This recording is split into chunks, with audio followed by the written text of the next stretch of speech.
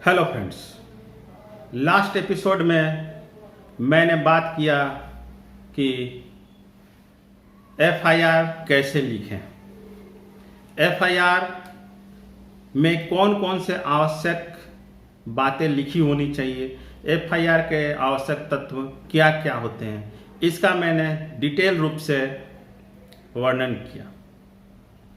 पिछले एपिसोड में मैंने कहा कि नेक्स्ट एपिसोड में मैं बताऊंगा कि अगर थाने में आपकी एफआईआर नहीं ली जाती है, आपका एफआईआर नहीं दर्ज किया जाता है, तब आपको क्या करना चाहिए, ऐसा क्या करेंगे कि आपका एफआईआर दर्ज हो जाएगा। जी हाँ दोस्तों, ऐसा बहुत बार होता है कि हम थाना कोई कंप्लेन लेकर गए हैं, कोई एफआईआर दर्ज कराने गए हैं, तो वहाँ पर जो प्रभारी होते हैं वो हमारे एफआईआर को दर्ज नहीं करते हैं। तो दोस्तों, अगर आप यह महत्वपूर्ण जानकारी लेना चाहते हैं तो प्लीज़ हमारे चैनल को सब्सक्राइब कर लीजिए, क्योंकि हम समय समय पर आपको इसी प्रकार की महत्वपूर्ण जानकारियां देते रहते हैं। तो आइए दोस्तों, शुरू करते हैं आज का ये एपिसोड। एफआईआर दर्ज नहीं करने की जो समस्या है भारत में बहुत बड़ी है।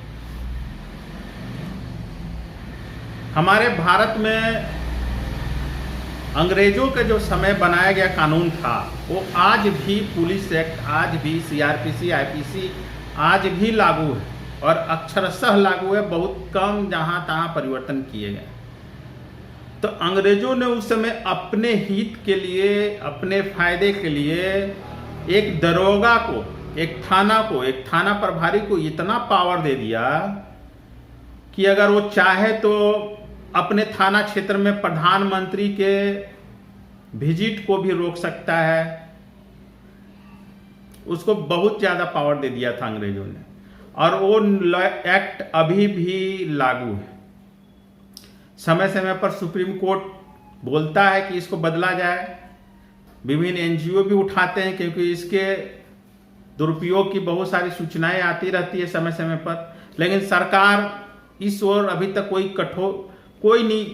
कुछ कर ही नहीं रही है। वर्तमान सरकार तो यूसीसी पर बिजी है, उसको इन सब कानूनों से ज्यादा, मानवाधिकार के कानूनों से ज्यादा समान नागरिक संहिता ज्यादा मानवाधिकार वाला लगता है। खैर छोड़िए उस सब बातों को, अभी बात करते हैं कि अगर आप थाने में गए हैं तो अगर थानेदार एफआईआर नहीं लिखता है तो आपको क्या कीजिएगा कि आपका एफआईआर लिखा जाएगा। यह समस्या प्रायः जो गरीब तबका है, जो ग्रामीण क्षेत्र है, जो गरीब लोग हैं, शहर के जो गरीब हैं, जो सक्षम नहीं है, जिनका पावर नहीं, जिनका पैसा नहीं है जिनके पास, उनके साथ यह समस्या बराबर आती है कि अगर वो थाने जाते हैं तो थानेदार, थाना प्रभारी के द्वारा, एसओची के द्वारा उन्हें मार पीट कर, डांट कर, डपट कर भगा दिया जाता है। उनकी कंप्लेन नहीं ली जाती है, उनकी शिकायत नहीं ली जाती है, एफआईआर दर्ज नहीं की जाती है, चाहे कितनी भी बड़ी घटना क्यों नहीं हो। यह भारत में प्रायः होता रहता है। तो दोस्तों, इस समस्या का समाधान बहुत आसान है। सबसे पहले मैं बात करता हूं कि एफआईआर सीआरपीसी के सेक्शन 154, सीआरपीसी को जो धारा 154 है उसके अंतर्गत थाना में एफआईआर दर्ज की जाती है। अगर आप पढ़े लिखे हैं, और अगर नहीं भी पढ़े लिखे हैं तो आप किसी मित्र, दोस्त, जान पहचान वाले की सहायता ले सकते हैं। एफआईआर दर्ज करने का एकदम सिंपल सा उपाय है। आप लगभग भारत के सभी थानों में यह सुविधा उपलब्ध है। जी हाँ दोस्तों, आप ऑनलाइन एफआईआर दर्ज कर सकते हैं, और ऑनलाइन एफआईआर की मान्यता भी है। लेकिन इसमें कुछ प्रॉब्लम है कि प्रायः ऑनलाइन एफआईआर छोटे केसेस में होते हैं, बड़े केसेस के लिए आप ऑनलाइन एफआईआर नहीं कर सकते, थोड़ा उसमें टेक्निकल प्रॉब्लम है। तो अगर आपके साथ कोई छोटा मोटा घटना हुआ है, आप गरीब भी हैं, कोई दिक्कत नहीं है, तो आप किसी की मदद से, किसी की सहायता से ऑनलाइन एफआईआर दर्ज कर सकते हैं। आपको उसी समय on the spot FIR number मिल जाएगा।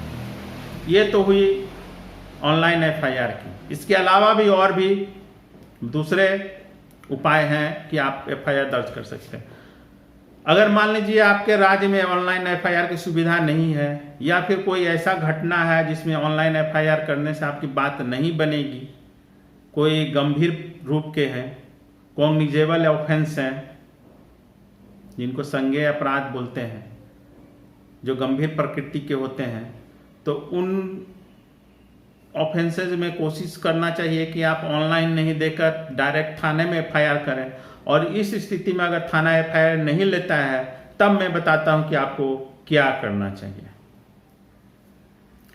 इस स्थिति में आप थाना जाएं, 2 कॉपी लेकर जाएं एफआईआर की। अगर रिसीव कराने अगर थानेदार, थाना प्रभारी या मुंशी लेने से मना करता है, तब आप क्या करें, उसकी 1 कॉपी को स्पीड पोस्ट के द्वारा उस थाने को भेज दें और उसकी रसीद अपने पास रखें। उसकी बाकायदा ट्रैकिंग करें। आजकल तो ऑनलाइन ट्रैकिंग होती है। जैसे ही उसको रिसीव्ड हो जाएगा, आप थाना जाएं और पूछें कि भैया रिसीव हुआ है, इस पर क्या हुआ। अगर आपको जवाब नहीं दिया जाता है, तब आप आरटीआई लगा दें। आरटीआई में पूछे कि भैया जो मैंने ये आपको दिया था, स्पीड पोस्ट से किया था, उस पर क्या डे बाय डे क्या कार्रवाई हो रही है, इसकी मुझे सूचना दी जाए। ये एक तरीका हुआ। एक दूसरा तरीका है कि आपने स्पीड पोस्ट कर दिया, या फिर नहीं भी किया, आपका आवेदन नहीं लिया जा रहा, आप उस आवेदन को लें और उस जिला के जो एसपी हैं, उनका कार्यालय होता है, वहां चले जाए और वहां जाकर इंस्पेक्टर रैंक के वहां अधिकारी बैठते हैं, एसपी महोदय भी अपना बैठते हैं। प्रतिदिन या हफ्ता में 2 या 3 दिन उनका समय निर्धारित होता है। आप चाहे तो डायरेक्ट एसपी से भी मिल सकते हैं। अपना आवेदन लेकर वहां जाएं और अपनी बात रखें कि मैं थाना में गया था, लेकिन मेरा आवेदन लेने का नहीं लिया उन्होंने। आप डायरेक्ट बोले, इसमें कोई प्रॉब्लम नहीं है। तब वहां जो भी अधिकारी होगा या फिर एसपी महोदय स्वयं होंगे, वो आपका आवेदन लेंगे और उसको संबंधित थाने में रेफर कर देंगे। आपका एफआईआर दर्ज हो जाएगा। अब मान लीजिए आप थाना गए, वहां भी नहीं हुआ, एसपी कार्यालय, बहुत सारे केसेस में होता है कि एसपी ऑफिस जाने के बाद भी एफआईआर नहीं होता है, बहुत सारे केसेस। तब आप क्या करें? अब आपके पास अंतिम विकल्प है। जी हां दोस्तों, तब आप कोर्ट का रास्ता अपना सकते हैं। आप सिविल कोर्ट जाएं, आप हाई कोर्ट भी जा सकते हैं, कोई दिक्कत नहीं है। लेकिन सिविल कोर्ट जाएं, सिविल कोर्ट में सीजीएम के यहां पिटीशन दें एफआईआर की। वहां पर आपको अब राज्यों की जैसी व्यवस्था होगी, बहुत सारे राज्यों में आज फाइल कीजिए, कल डेट मिल जाता है।